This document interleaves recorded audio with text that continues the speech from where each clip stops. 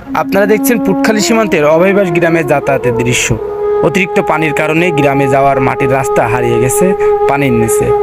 এখন একমাত্র ভরসা পানিপথ। এভাবেই গ্রামের মানুষদের প্রতিদিনের যাতায়াত। আপনি ভিডিওটি কোথা থেকে দেখছেন কমেন্টে জানাতে ভুলবেন না, আর লাইক ও শেয়ার দিয়ে সঙ্গে থাকবেন।